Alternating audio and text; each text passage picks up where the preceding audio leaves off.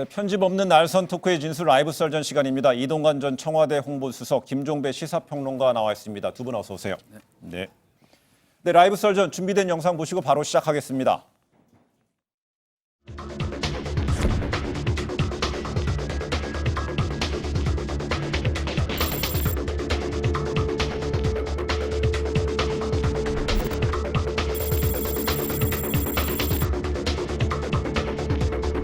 법원이 또 정권의 눈치 보고 그 영장 기각하는 일이 없기를 바랍니다.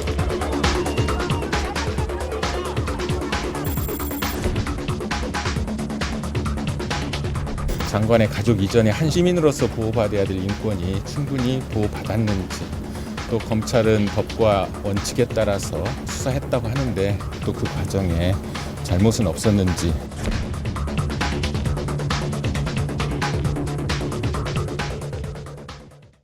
네, 검찰이 정경심 교수에 대해 구속영장을 청구했습니다. 압수수색을 펼치며 수사를 시작한 지 55일 만입니다. 근데 11개 혐의를 적용했다고 합니다. 그 혐의명하고 그를 간결하게 했어요. 그래서 어떤 의미로 가야 될까요?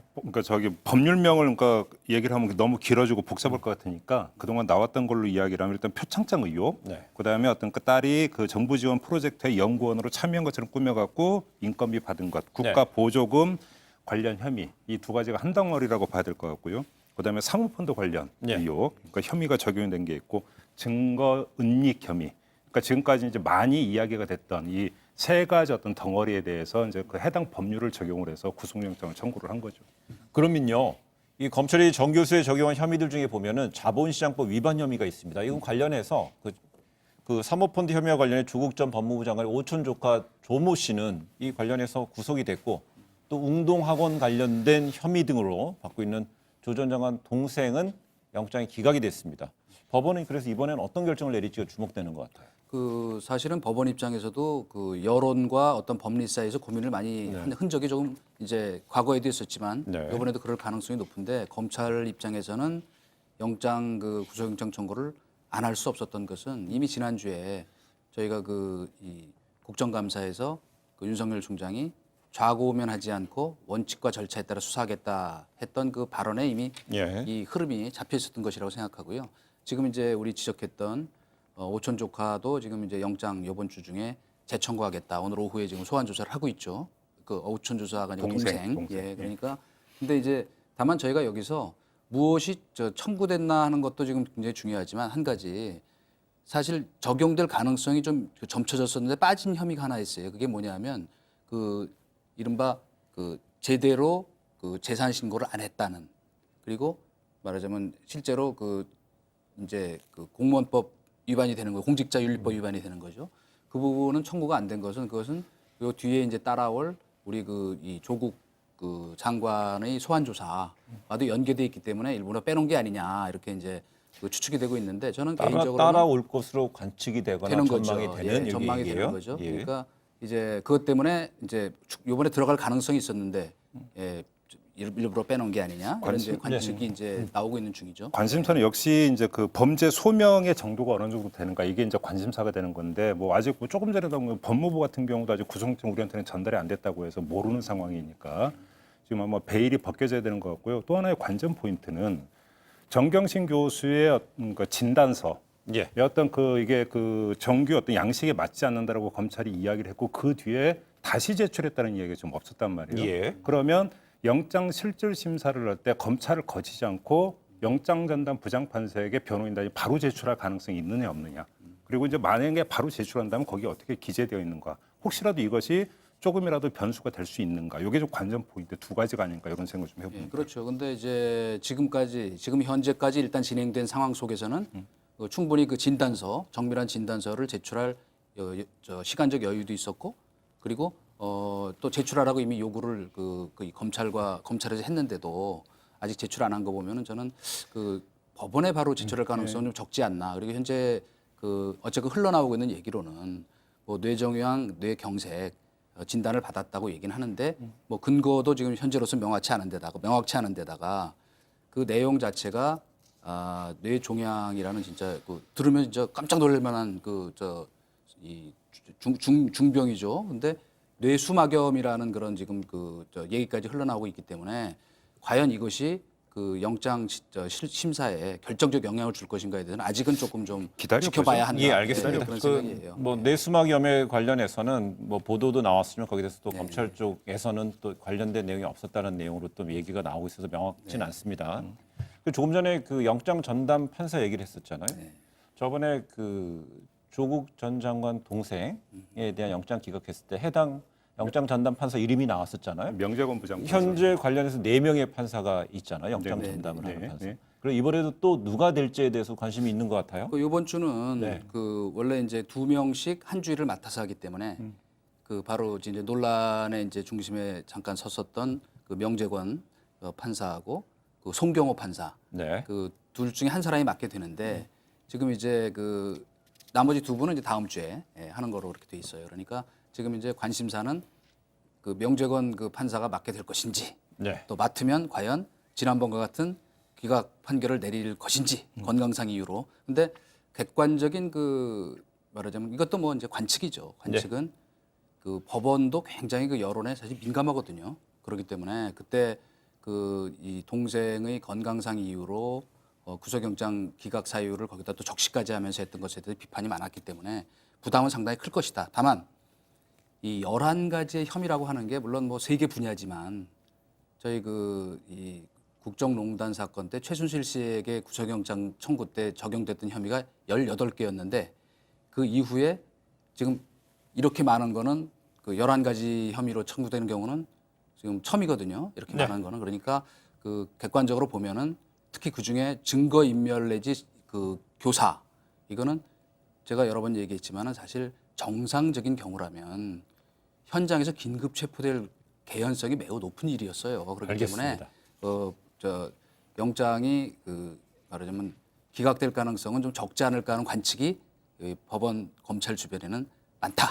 예, 보통 법원은 얘기했습니다. 그 증거에 충실해서 수사를 토대로 수사 결과 증거에 충실해서 이제 판단을 내리는 것이고요. 뭐 적부심을 판단하는 것이고 법원도 여론은 보긴 하겠지만 거기에 민감하게 본다.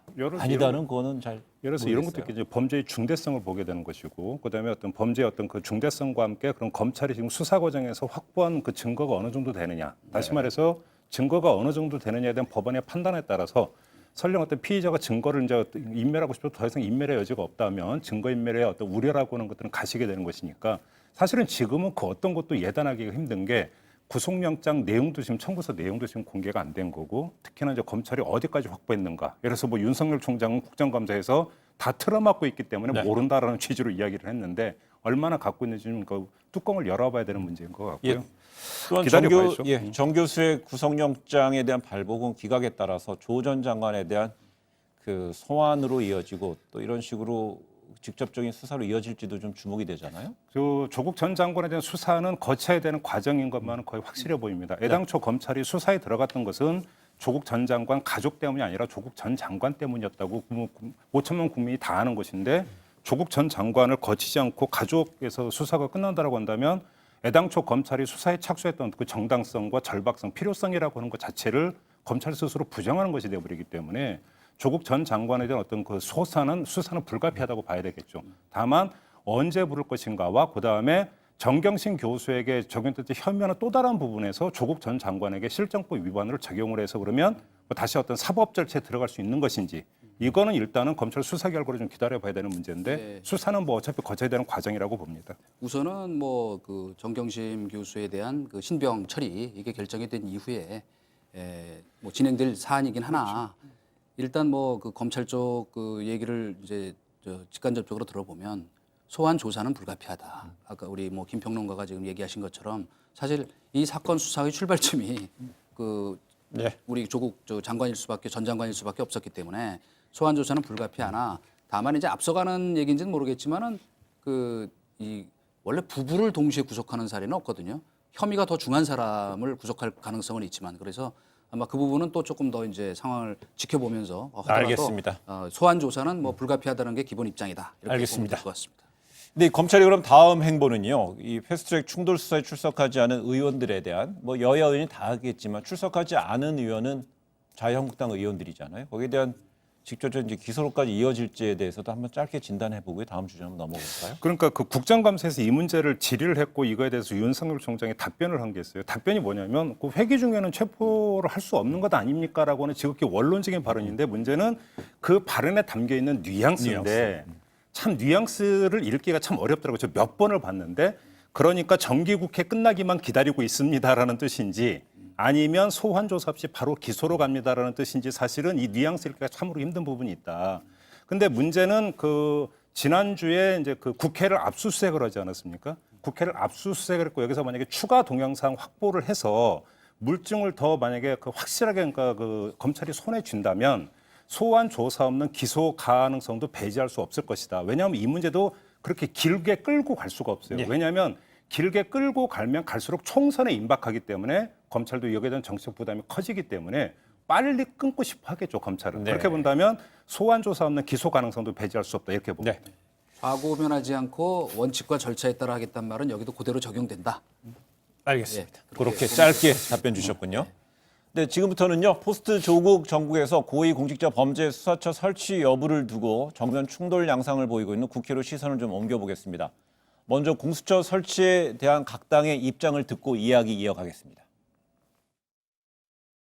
야당인 시절 주장했던 공수처가 어떻게 정권 연장용이란 말입니까? 야당 탄압용 게시타포는 더더욱 아닙니다. 공수처 설치에 대한 엉터리 선동을 멈추시고 자유한국당이 진전된 제안을 가져오기를 기대합니다. 여당이 애당초부터 원하는 것은 검경 수사권 조정도 선거제 개편도 전부 안중에 없었던 것입니다. A부터 Z까지 공수처만을 원했던 것입니다. 제2, 제3의 조국 게이트, 문재인 정권 게이트를 모두 덮으려는 시도로 보입니다. 네, 그간 이어졌던 조국 정국 또 국감 조국 국감에서 이제는 공수처 공방의 그 정국으로 좀 이동한 것 같은데 오늘 오전에 여야 교섭단체 3당 대표가 만났는데 접점을 찾기는 좀 이른 건가요? 시기적으로요?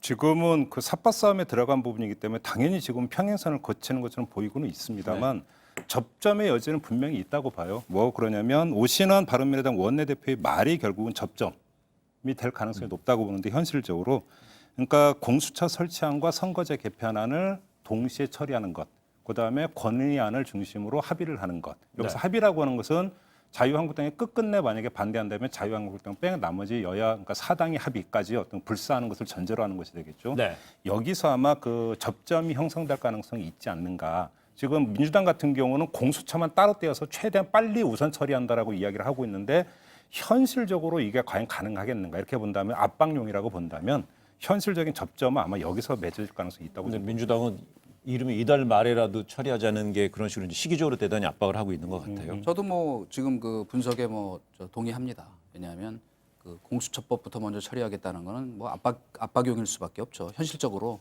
그렇게 몰고 가서 될 그 사안은 아니나 저는 뭐 거꾸로 지금 이거를 우리가 정치공학적으로 어떤 뭐 물론 국회에서 이제 합의를 통해서 안이 도출이 될 수도 있겠고 그러나 좀 더 원론적으로 보면은 저는 정부 여당에서 솔직히 말하면은 골든 타임을 놓쳤다 이런 생각이 좀 들어요. 지금 이제 과거에도 뭐 공수처 법안을 둘러싸고 찬반 논란이 쭉 있었지만은 지난 그 2년 반에 말하자면 그 흔히 우리가 얘기하는 적폐청산 수사라고 하는 것이 진행되는 과정 속에서 적극적으로 힘을 실어서 안 했잖아요. 근데 골든 타임을 왜 놓쳤다고 생각하냐면 이 임기 초만 해도 공수처 법안에 대해서 사실은 찬성 여론이 압도적이었어요. 네.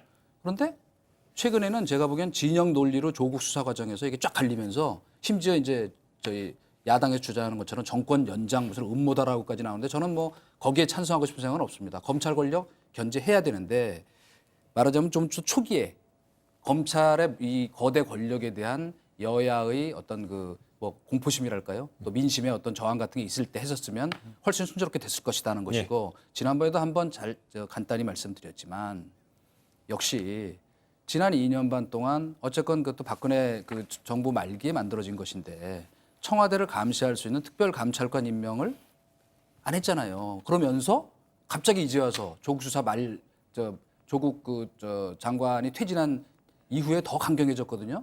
이 공수처 법 처리를 해야 한다. 네. 그럴 때 정치적 어떤 명분의 정당성이라는 측면에서 보면은 이미 많은 부분에서 이제 이게 진영 논리로 갈라지고 있거든요. 근데 요거는 그래서 조금 예. 좀 골든 타임을 놓친 건 이야기는 아니냐. 일반 검사, 예. 일반 검사도 있고 특별 검사도 있고 과정을- 특별 감찰관도 있고 여기도 공수처까지 있다는 어떤 층위가 많다는 예, 예, 얘기 예. 같아요. 저는 이제 그렇습니다. 과정을 좀 되돌아볼 필요가 있을 것 같은데, 그러니까 실기를 한 측면이 있을지는 모르겠어요. 근데 그게 의도적 실기냐 이렇게 보기엔 좀 힘든 부분이 있다고 보는 게, 여야 간의 합의를 도출하기 위해서 정개특위와 사개특위를 만들어 가지고 1년 동안 논의를 계속 시도를 해왔던 거잖아요. 합의안을 도출을 하기 위해서.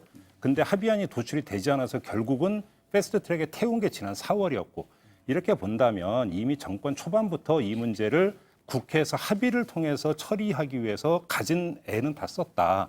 그렇기 때문에 하기 싫은데 의도적으로 그러니까 했다가 이제 와서 갑자기 호주머니에서 꺼내 이런 카드가 아니라는 점을 좀 확인하고 싶고요. 네. 두 번째는 지금 민주당이 공수처만을 따로 떼가지고 그러니까 드라이브를 거는 듯한 모습을 보이는 데는 나름의 정치적 필요가 있어요. 왜 그러냐면 계속 어떤 그 조국 국면 이후를 검찰 개혁으로 계속 어떤 국민적 에너지를 모아서 지지 여론을 계속 끌고 가기 위해서는 일정하게 정치적 공방이 벌어지는 전선이 유지가 돼야 되는 거예요. 근데 이 전선이 유지되는 상태에서는 여야 간의 공방이라고 하는 어떤 액션이 계속 그러니까 왔다 갔다 해야 되는 측면이 있는데, 그게 바로 공수처고, 이것이 빠진 상태에서 그냥 테이블에서 우리끼리 조용히 논의하자가 되는 순간에 동력을 잃어버리는 네. 모멘텀 잃어버리는 것이기 때문에 일정하게는 어떤 정치적으로 이것 액션 어떤 크게 가져가면서 국민적 지지세를 에너지로 끌고 가고자 하는 정치적 의도도 깔려 있다. 이 점도 좀 함께 봐야 될 아니 필요가 그러니까 있다고 봅니다. 이제 제가 간단히 이제 그 반론을 제기하면 뭐 그런 경위와 과정을 뭐 충분히 이해하지만은 중요한 건 뭐냐면 그 야당이 제기하는 문제도 충분히 그 명분과 논리가 서는 것은 말하자면 전 정권 관련 정치 수사 뭐 댓글 수사하는 과정에서는 이거에 힘을 실어서 안 하면서 심지어 저는 패스트트랙에 이걸 두 개를 엮어서 올린 자체도 사실 따지고 보면 이 사개특위만 따로 만약에 할 수도 충분히 있었거든요. 이 개혁 법안을 사개특위에서. 그런데 이거를 왜 그러면 선거법과 연결시켰냐면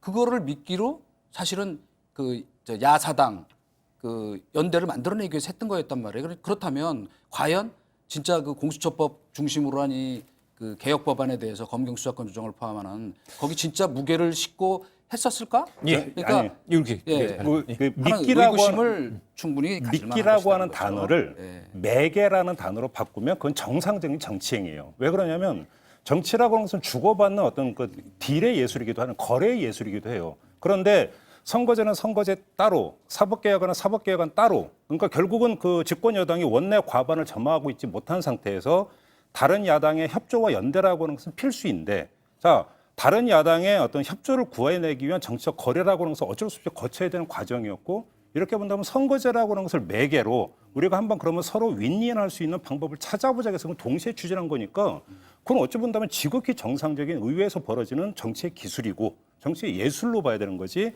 이것들은 하나의 흥정이나 뭘로 이렇게 뭘 성질의 폄하할 성질의 문제는 아니라고 저는 알겠습니다. 했다는 건 아니고 알겠습니다. 같은 말씀을 한 거예요. 따지고 보면 미끼가 거래고 거래가 미끼인데 제가 왜 지금 그 얘기를 다시 한번 제기하는 거냐면은 사실은 아니 우리 그럼 아주 원론적인 얘기를 한번 해보죠. 뭐 그 국회에서 정치적 거래나 타협이 당연히 이루어질 수 있는 것이나 사실 지금 이 검찰 개혁 법안하고 선거 법안하고 무슨 관계가 있습니까? 솔직히 말해서. 아니 그러니까 제가 얘기하는 건 뭐냐면 임기 초에 그때는 여야 모두 다 함께 또 국민적으로도 그때는 거의 6대3, 7대3, 8대2 정도로 압도적인 찬성 여론이 있었는데 지금은 이것이 거의 쫙 갈리다시피 한 상황이고 시간이 지날수록 더 그렇게 될 거예요. 왜냐? 바로 이 공수처 설치법안이 이제는 중심으로 올라서면서 그 의구심이 더 커졌단 말이에요, 정치적으로. 그러니까 제가 아까 골든타임을 놓쳤다고 하는 거는 진즉에 자기가 할 수 있는 일, 자기 개혁, 그다음에 검찰 개혁 이런 식으로 했으면 됐을 텐데 그때는 2년 반 동안 놔두고 있었던 것 같은 인상을 숨길 수가 없는 것이죠. 예. 바로 예. 여기서 여기 정리할까요? 예, 뭐 마무리 하겠는데요. 다만 하나만 말씀을 드리면 이게 선거법하고 사법개혁이 무슨 상관이 있느냐라는 말씀은 이걸 종목으로 보면 상관이 없을지는 모르겠지만 집권 세력의 개혁 과제라고 하는 큰 카테고리가 있으면 이거는 같은 세트예요. 그렇기 때문에 당연히 상관이 있고 같이 어떤 식으로 추진해야 되는 것이 집권 여당의 기본 스탠스였다. 요점만 좀 확인하겠습니다. 예, 두 개가 이제 개혁의 세트였기 때문에 그걸 매개로 해서 그렇죠. 여야 간의 정치적 타협점을 찾아낸다는 것이 김종배 평론가의 의견이고 상관성이 떨어지기 때문에 그 둘 사이에는 매개란 긍정적인 것보다는 약간 미끼적인 정치적 어떤 수가 작동했다는 것이 이동관 수석의 분석이었고요. 그렇다면은요, 현재 패스트트랙에 올라 있는 공수처 법안은 이 민주당의 백혜련 의원안하고 바른미래당 권은 의원 안 두 가지인데 두 안을 크게 보면요, 여러 개가 이제 여러 번 언급되지만 공수처장과 수사처의 검사 임명권, 그다음 수사 범위, 또 기소권 여부 등의 차이가 있는데 두 패널이 볼 때는요, 어떤 부분에 있어서 여야 간의 이견이 가장 클 것 같고 어떤 부분을 봉합해야지 여야 간의 타협점을 찾을 수 있을 것이라고 보는지요. 이렇게 하고 있습니다. 먼저 해볼까요? 역시 뭐 제일 핵심은 그 말하자면 권력이 검찰을 그 통제하는 거를 또 그 막는 여러 가지 제도적 장치. 네. 그렇다면 이제 그 중에 핵심이 저거겠죠. 국회의 임명 동의 그것이 될 것이고 또 한 가지는 그 기소심의위원회 설치를 해서 말하자면 객관적으로 진짜 기소할 사안인가 아닌가를 말하는 검증하는 것. 네. 그리고는 이제 역시 지금은 빠져 있는 기소권에서 그 국회의원과 그 청와대를 집어넣을 것인가 하는 게 최종 쟁점이 될 터인데 저는 뭐 결국은 뭐 결론부터 말씀드리면 이 사안의 진행에서 권은희 안쪽으로 오지 않으면 이 패스트트랙 통과도 지금 장담 못하는 상황이기 때문에 결국 그 길이 갈 수밖에 없을 것이다. 그렇게 생각하죠. 예, 뭐그 민주당 같은 경우도 권은희 안을 그러니까 뭐 적극적으로 검토를 한다고 했으니까 아마 거기서 타협점이 찾아질 가능성은 많이 있을 것 같아요. 다만 뭐 그러니까 공수처장의 임명 동의 같은 경우는 정말 필요하다면 이걸 통과시키는데 필요하다면 저는 해야 된다고 생각을 해요. 결론부터 말씀을 드리면 근데 법리적인 부분 한번 좀 잠깐 따져볼 필요가 있는 게 지금 우리나라에서 인사청문회를 하고 난 다음에 임명동의 표결로 가는 경우는 극히 예외적으로만 있잖아요. 네. 뭐 총리라든지 감사장 몇 명 되지 않는데 대부분이 헌법기관의 장에 국한이 되어 있단 말이에요. 그런데 공수처 같은 경우는 헌법기관이 아니에요. 법률기관이지 헌법기관이 아닌 경우고 자 이렇게 된다면 그럼 다른 기관과의 그 관계가 어떻게 되느냐라는 법리적 형평성의 문제라는 이런 것들이 이제 법리적으로 제기가 될 건데 자 국회가 법을 다루는 국회가 거기서 어떻게 묘안을 찾아낼 것인가 이거는 그러니까 반대의 명분이라는 게 아니라 과제가 될 것이다. 그러면 여야가 여기서 어떻게 법리적으로 해석을 해서 큰 문제 없이 이거를 넘어갈 수 있는가가 앞으로 좀 체크해야 되는 포인트가 되지 않을까 이런 생각이 좀 드는 거고요.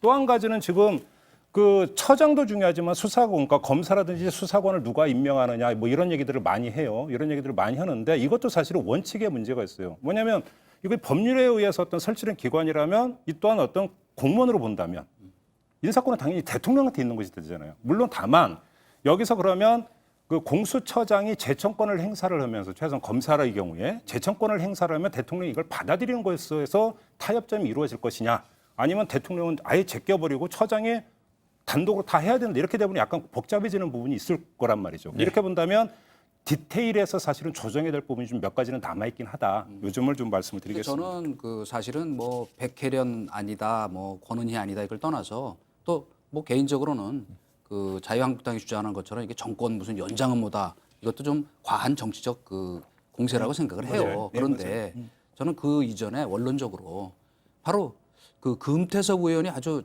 적확하게 그 전곡을 찌른 얘기를 했다고 생각해요. 저희가 이제는 민주주의가 지금 저희가 민주 헌정을 70년 유지해 오면서 제일 핵심이 뭐냐면 이제 뭘 할 때 그래서 글로벌 스탠다드를 좀 생각해 보자 하는 거를 더 얘기하고 싶어요. 지금 이와 같은 공수처와 같은 존재가 실제로 선진국 어디에도 없어요. 검찰을 또 위에 견제하기 위한 장치를 만드는 것. 뭐 대통령이 그걸 통제하느냐 마느냐는 둘째치고 우선 첫째 그거고요. 둘째는 뭐냐면 어쨌건 글로벌 스탠다드 중요하지만은 또 다른 사정기관을 또 만드는 거 저는 진짜 굉장히 조심해야 된다고 생각해요. 왜? 공무원 한 명만 증언하면은 규제가 한 명 늘어난다고 자기 일반론으로 얘기하는데 수사기관, 사정기관 더 만들면요. 사실은 이거 인권 국민 편익 증진하기 위해서 하는 건데 어쨌건 광범위하게 국민이 더 피곤해진다. 그 얘기를 저는 하고 싶어요. 저는 그래서 신중하게 하는 게 좋다. 근데 그 대상이 일각에서 네. 6천 명, 7천 명이라고 그러니까 그분도 다 소중한 1인의 국민이고 근데 권력자라는 권력층에 있는 국민과 그렇지 않은 국민이라는 차이점도 있는 거죠. 그렇죠. 그러니까 저는 그 수사기관 특히나 어떤 그런 기관이 생겼을 때 그러니까 양면성을 다 갖고 있다는 점을 인정을 해요. 그것이 그래서 맛있는 요리를 만들어내는 식칼이 될 수도 있지만 때로는 사람을 찌르는 흉기가 될 수도 있다. 양면의 가능성을 다 갖고 있다라고 하는 점, 그 우려하는 것들은 저는 충분히 인정을 해요. 그런데 문제는 이거는 공수처라고는 하나의 그러니까 기관만 단독으로 봤을 때의 이야기고 공수처를 만들자라고 하는 건 가장 기본적으로 권한의 분산, 분권의 토대 위에서 상호 견제 시스템을 구축을 하자라는 거잖아요. 그러니까 그럼 공수처는 누가 제어하느냐? 당연히 검찰이 또 들여다보겠죠. 그렇지 않겠습니까? 공수처는 검찰을 들여다보는 것이고 그러면서 상호 힘의 균형을 가지면서 견제하는 시스템을 만들어야 되는데 지금은 그 모든 권한이 검찰로 그러니까 세계적으로 유례가 없었던 것도 우리나라 검찰 같은 권한을 갖고 있는 나라는 어디에도 없었으니까 사실은 그것도 유례가 없는 거고 그런 점에서 견제와 균형의 어떤 시스템을 이번에 한번 좀 만들어보자라는 차원이고 이거는 윤석열 총장은 그러니까 공수처를 넘어서서 금융수사청이나 마약수사청까지 만들자고 하는 판이니까 저는 그런 어떤 견제와 균형의 원리에 대해서는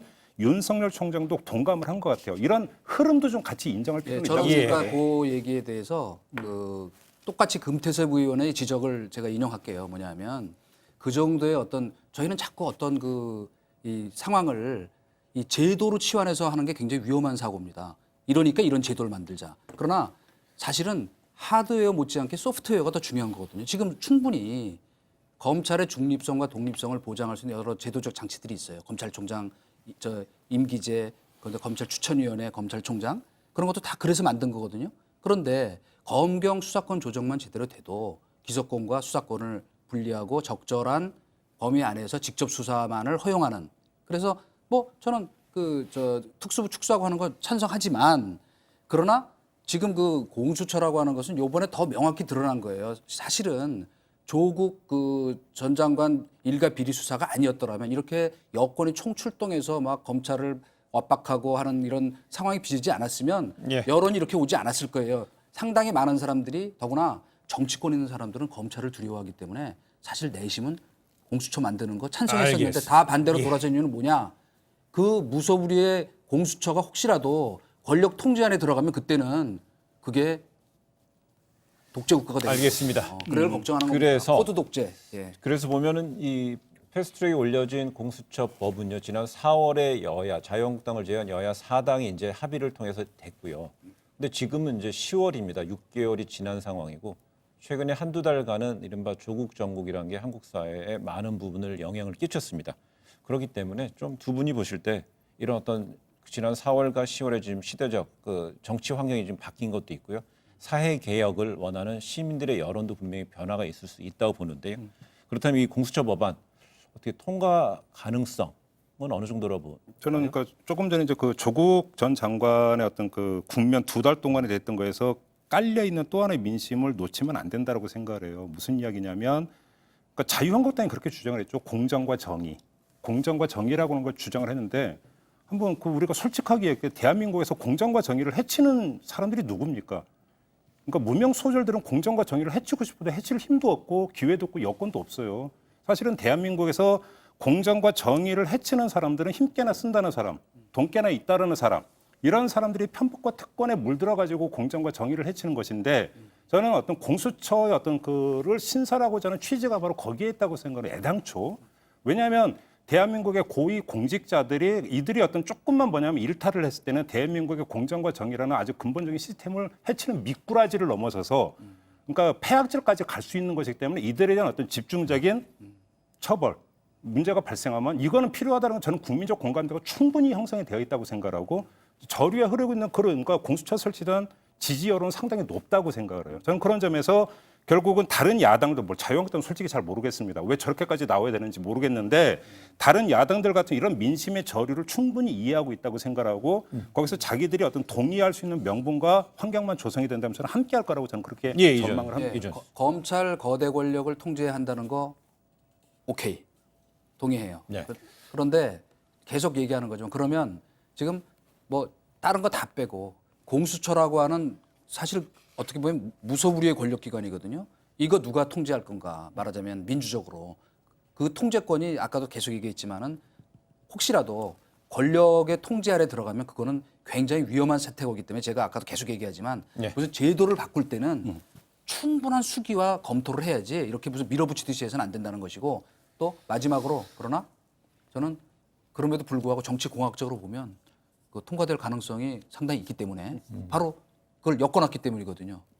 아까 뭐 미끼가 뭐라고 매개 매개로 한번 해주시면 상황 표현 놔두고 왜 자꾸 믿겠어 매개. 그 말이 그 말이라면서요. 그러니까 그 말이라면서요. 그러니까 아니 이건 뭐 정치 현실이니까 저는 통과될 가능성이 높기 때문에 지금 사실은 그 자유한국당이 비상이 걸려 있는 건 사실이에요. 그러나 일반 그런 걸 떠나서 우리가 객관적인 어떤 그 입장에서 보면 이거 좀 신중하게 다루는 게 좋겠다. 한 말씀만 하는 짧게만 걱정이 드는 드리면 거예요. 그 자유한국당의 반대 여론에 더불어민주당이 왜 공수처는 공정수사처라고 하는 새로운 어떤 닉네임을 들고 나왔는지를 자유한국당이 꼭 직시를 했으면 좋겠어요. 그거는 단순한 레토릭이 아니라 그러니까 공수처가 결국은 공정과 정의를 실현하기 위한 하나의 방편이라고 하는 것들을 민주당은 대중적으로 지금 어필하고 있는 거거든요.